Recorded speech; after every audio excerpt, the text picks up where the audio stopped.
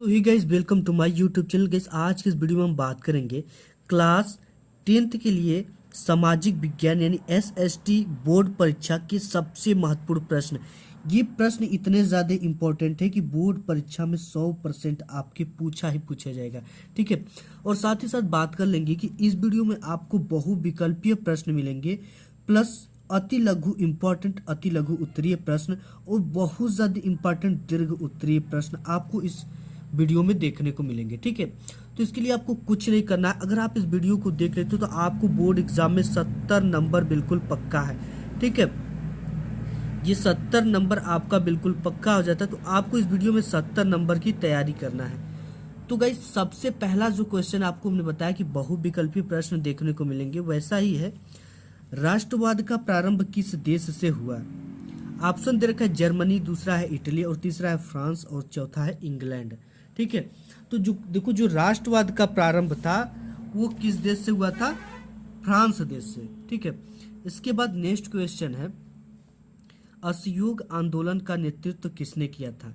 जवाहरलाल नेहरू, मोतीलाल नेहरू, लोकमान्य तिलक, महात्मा गांधी। तो असहयोग आंदोलन का जो नेतृत्व किए थे वो किए थे आपके महात्मा गांधी जी ने। नेक्स्ट क्वेश्चन है इसका, और काफी इंपॉर्टेंट क्वेश्चन है, भारत की सर्वाधिक उपजाऊ मिट्टी है। ठीक है, काफी वेरी वेरी इंपॉर्टेंट क्वेश्चन है और ये आपके बोर्ड एग्जाम में बिल्कुल छप चुका है। ठीक है, देखा जलोढ़ मिट्टी, दूसरा है लाल मिट्टी, तीसरा है लैटेराइट मिट्टी और चौथा है पर्वतीय मिट्टी। देखो, जो भारत की सर्वाधिक उपजाऊ मिट्टी मानी जाती है वो जलोढ़ मृदा को मानी जाती है। ठीक है, जलोढ़ मिट्टी को। नेक्स्ट क्वेश्चन है कि भारत में सर्वाधिक वन क्षेत्र वाला राज्य है, यानी कि भारत में कौन सा ऐसा राज्य है जहाँ पे सबसे ज्यादा वन पाया जाता है? दे रखा है मिजोरम, मध्य प्रदेश, उत्तर प्रदेश, गुजरात। ठीक है, तो इसका ऑप्शन नंबर दूसरा करेक्ट होगा। मध्य प्रदेश जो है वो सर्वाधिक वन क्षेत्र वाला राज्य है। नेक्स्ट क्वेश्चन है कि निम्न में से कौन सा जूट उत्पादक राज्य है? दे रखा है पश्चिम बंगाल, केरल, गुजरात, राजस्थान। तो आप ये समझो कि जो पश्चिम बंगाल है उसमें सबसे ज्यादा जूट का उत्पादन किया जाता है। ठीक है, नेक्स्ट क्वेश्चन देख लेते हैं। नेक्स्ट छठा नंबर क्वेश्चन है कि निम्न में से किस प्रदेश में गेहूं सर्वाधिक पैदा होता है? ठीक है, दे रखा है कि पंजाब, गुजरात, उत्तर प्रदेश, बिहार। तो ये जो आपका उत्तर प्रदेश है यहाँ पर गेहूं सबसे ज्यादा पैदा होता है, तो ऑप्शन नंबर आपका जो तीसरा वो क्या है? करेक्ट है। इसके बाद नेक्स्ट क्वेश्चन है कि श्वेत क्रांति संबंधित है खाद्यान्न उत्पादन से, दुग्ध उत्पादन से, दलहन उत्पादन से, तिलहन उत्पादन से। देखो, श्वेत क्रांति जो है उसका मतलब होता है कि दूध है। ठीक है, दूध में असतत वृद्धि को ही श्वेत क्रांति कहते हैं, तो ये संबंधित आपका है दुग्ध उत्पादन से। नेक्स्ट क्वेश्चन है आपका कि चाय की खेती के लिए कौन सी मिट्टी सर्वाधिक उपयुक्त है? दे रखा है पहला इसमें पर्वतीय मिट्टी, दूसरा दे रखा है दोमट मिट्टी और जो तीसरा दे रखा है वो दे रखा है जलोढ़ मिट्टी और जो चौथा दे रखा है वो है लैटेराइट मिट्टी। ठीक, तो ऑप्शन नंबर पहला आपका क्या हो जाएगा? करेक्ट है। चाय की खेती के लिए कौन सी मिट्टी सर्वाधिक उपयुक्त है? पर्वतीय मिट्टी, क्योंकि जो चाय होता है ना ये पर्वतों पे किया ही जाता है, पहाड़ों पे, चट्टानों पे सीढ़ीदार खेत बनाकर की जाती है, तो इसके लिए जो सबसे उपयुक्त मिट्टी है वो कौन सी है? पर्वतीय मिट्टी। इसके बाद नेक्स्ट क्वेश्चन है कि ऑपरेशन फ्लड संबंधित है बाढ़ नियंत्रण से, सिंचाई से, दुग्ध उत्पादन से, मत्स्य उत्पादन से। ठीक है, तो देखो, जो ऑपरेशन फ्लड है वो आपका संबंधित है दुग्ध उत्पादन से। किससे? दुग्ध उत्पादन से, क्योंकि देखो इसको दुग्ध उत्पादन को ही ऑपरेशन फ्लड कहते हैं। ठीक है, तो ऑप्शन नंबर तीसरा आपका क्या हो गया? करेक्ट हो गया। नेक्स्ट है कि 10वां नंबर, भारत में सर्वाधिक रबर उत्पन्न करने वाला राज्य है। दरअसल तमिलनाडु, केरल, उड़ीसा, कर्नाटक। ठीक है, तमिलनाडु, केरल, उड़ीसा, कर्नाटक। तो ये क्वेश्चन का आंसर आपको खुद बताना है। ठीक है, खोज कर बताना है, क्योंकि आप कुछ देखोगे ना तो आपको और भी चीजें क्लियर होंगी। अब नेक्स्ट क्वेश्चन देख लेते हैं जो कि काफी इंपॉर्टेंट क्वेश्चन है और ये क्वेश्चन आपके बोर्ड एग्जाम में बिल्कुल आपके पेपर में 100% मैं कह रहा हूँ कि छप चुका है, क्योंकि काफी ज्यादा इंपॉर्टेंट क्वेश्चन दे रखा है। भारत की 2 व्यापारिक फसलों के नाम लिखिए। ठीक है, तो देखो, जो भारत की 2 व्यापारिक फसल है, पहला तो है आपका गन्ना और दूसरा आपका है चाय। चाय और गन्ना 2 भारत के व्यापारिक फसल के नाम है। ठीक है, फिर नेक्स्ट दे रखा है कि रबी की किसी एक फसल का नाम बताइए। तो आप जो रबी होता है ना, गेहूं, गेहूं का है एक तरह की रबी फसल। तो आपको क्या लिखना है इसमें उत्तर में, इस तरह से कि गेहूं, गेहूं एक रबी फसल है, फसल है, इसकी बुआई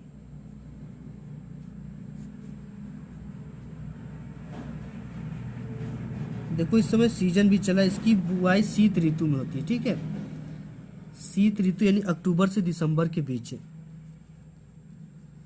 शीत ऋतु में होती है और इसकी कटाई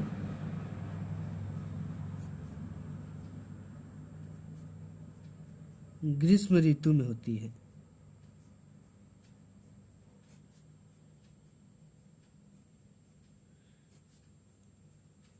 यानी अप्रैल से जून के बीच में इस गेहूं को काट लिया जाता है। ठीक है, रबी की किसी एक फसल का नाम बताइए। तो उत्तर में आपका हो जाएगा गेहूं एक रबी फसल है, इसकी बुआई शीत ऋतु में होती है और इसकी कटाई ग्रीष्म ऋतु में होती है। इसके बाद नेक्स्ट क्वेश्चन देख लेते हैं। नेक्स्ट क्वेश्चन है कि वनों पर आधारित प्रमुख उद्योगों के नाम बताइए।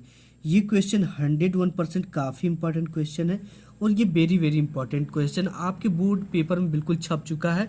वनों पर आधारित प्रमुख उद्योगों के नाम बताइए। ठीक है, तो देखो वनों पे जो आधारित प्रमुख उद्योग है, पहला आपका हो गया कागज उद्योग। ठीक है, क्योंकि जो कागज होता है ये वनों की ही लकड़ियों से निर्माण किया जाता है। दूसरा खेल के उपकरण, ठीक है, जैसे बैट हो गया, हॉकी के डंडे हो गए। इसके बाद तीसरा हो गया आपका माचिस, माचिस भी इसी से बनाई जाती है।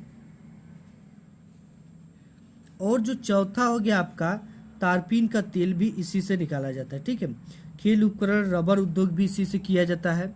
और आप लिख सकते हो तारपीन के तेल, तारपीन का तेल निकालने में। तो वनों पर आधारित प्रमुख उद्योगों के नाम बताइए। कागज उद्योग, खेल के उपकरण का उद्योग, माचिस उद्योग, तारपीन के तेल निकालने का उद्योग। इसके बाद नेक्स्ट क्वेश्चन है कि महात्मा गांधी द्वारा चलाए गए 3 आंदोलनों का नाम बताइए। ठीक है, बिल्कुल डिटेल्स इसकी नहीं लिखा है, पूछ रखा है केवल 3 आंदोलन जो चलाए थे उनके नाम बता दीजिए। तो ये इन्होंने 3 आंदोलन चलाए थे, उनके नाम निम्न है। ठीक है, जो पहला नाम है वह है असहयोग आंदोलन, योग आंदोलन।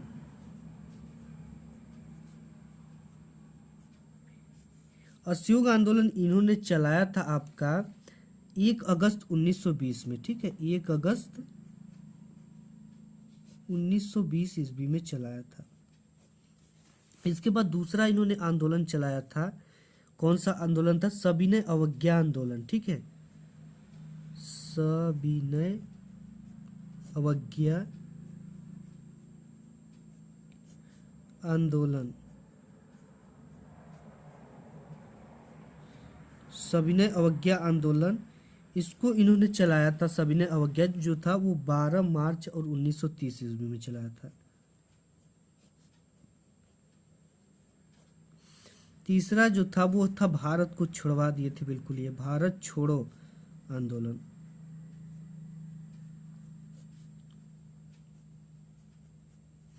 ये भी कभी कभी पूछ देता है कि भारत छोड़ो आंदोलन कब चलाया गया था, सविनय अवज्ञा आंदोलन कब चलाया गया था। ठीक है, तो इन सब चीज़ों को भी आपकी जानकारी होनी चाहिए। ये आपका चलाया गया था 8 अगस्त 1942। तो इसका डिटेल्स भी लिखने को आता है तो आप इसमें लिख सकते हो। ठीक है, कि असहयोग आंदोलन 1 अगस्त 1920 ईस्वी को चलाया गया था, इसकी जो पूरी डिटेल्स थी। इसके बाद नेक्स्ट और काफी इंपॉर्टेंट क्वेश्चन देख, नेक्स्ट क्वेश्चन है कि रेल परिवहन के किन्हीं 3 आर्थिक लाभों का वर्णन कीजिए। काफी इंपॉर्टेंट क्वेश्चन है और बहुत ही वेरी इंपॉर्टेंट क्वेश्चन है, इसके बिना कोई पेपर ही नहीं बनता। तो आपको किन्हीं 3 आर्थिक लाभों को लिखना है। ठीक है, तो देखो रेल ने उद्योगों के विकास के लिए महत्वपूर्ण योगदान दिया है। एक बार में बहुत ज़्यादा सामग्री को कम खर्च में बहुत जल्दी एक स्थान से दूसरे स्थान पर सुगमता पूर्वक ले जाया जा सकता है। पहली इसकी आर्थिक लाभ हो गई। और दूसरी क्या है कि कृषि उपजों के क्षेत्र में रेलवे ने महत्वपूर्ण भूमिका निभाया है। आप आशातीत यानी कि हरित क्रांति लाए हो, ठीक है, आशातीत वृद्धि कर लेते हो फसलों में, ज़्यादा से ज़्यादा फसल को पैदा कर लेते हो, लेकिन उसको एक स्थान से दूसरे स्थान पर यानी कि गांव से उठाकर शहरों में सुगमता पूर्वक ले जाने का कार्य रेलगाड़ी द्वारा बहुत ज़्यादा जल्दी होता है। कम खर्च में आसानी से बहुत ज़्यादा माल एक स्थान से दूसरे स्थान पे पहुंच भी जाता है। अगर वो कच्चा माल भी है तो बहुत जल्दी पहुंच जाता है। और तीसरा जो है आर्थिक क्षेत्र में लाभ का, आपातकाल के समय, बाढ़ या अकाल के समय रेलों द्वारा ही सामग्री को तत्काल पहुंचाया जाता है सुगम वाले क्षेत्रों में, ठीक है। तो ये 3 लाभ हैं, और भी लाभ आप लिख सकते हो ट्रेन के मामले में जो आप देख रहे हो, ठीक है। तो आज की वीडियो में बस इतना ही, मिलूंगा एक नेक्स्ट वीडियो में, तब तक के लिए धन्यवाद।